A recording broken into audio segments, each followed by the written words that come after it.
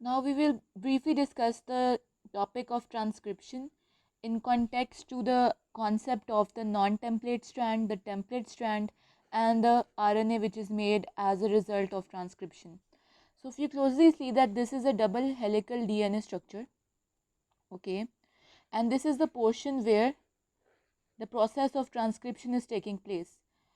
You know that the process of transcription starts to take place with the process of initiation, in which there is certain region on the DNA known as promoter, upon which the process of transcription starts, and RNA polymerase then tends to add RNA nucleotides on the template strand of the DNA. So you know that concept, and in doing so, the process of elongation takes place and termination takes place. Now what we'll discuss is that there are two DNA strands when the process of transcription is taking place. But since RNA is single stranded, so a single stranded structure will be formed because of a single stranded domain. Since DNA is double helical, it has two strands, so only one strand will take part in the process of transcription to make the RNA.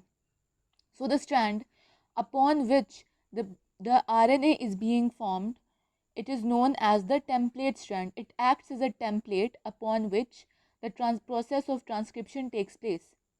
And the strand which is opposite to it, on which no process of transcription is taking place, that strand is known as a non-template strand.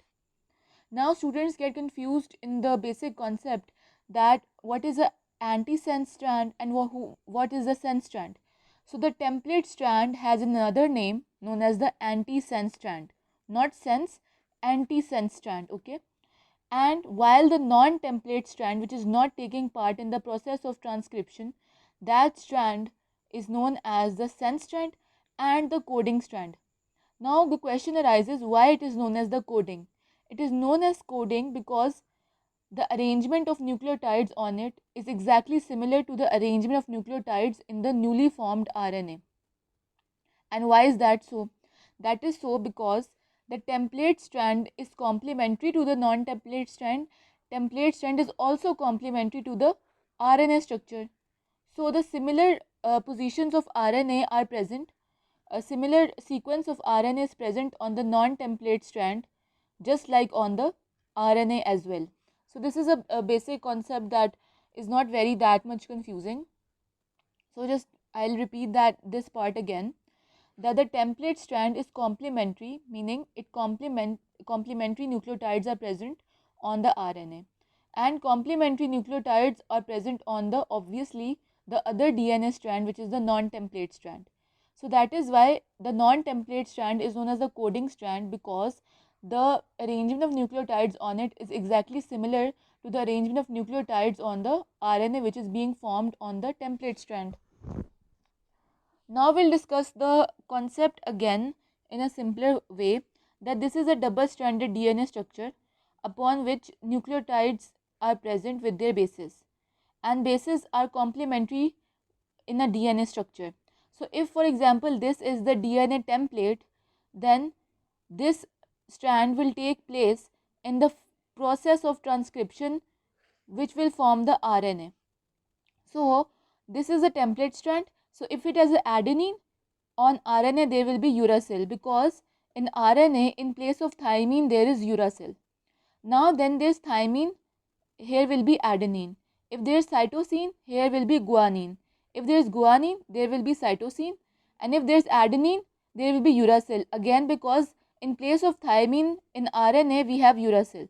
So in place of complementary to A, we have uracil in RNA. And if there is adenine in the template strand, we have uracil in the mRNA. So this is how the complementary strand is formed to the template strand of the DNA. Now, if you see this structure and this structure, they are similar to each other. You see that there is thymine over here, there is uracil over here. Uracil is in place of thymine in the case of RNA. So this is like almost the similar thing.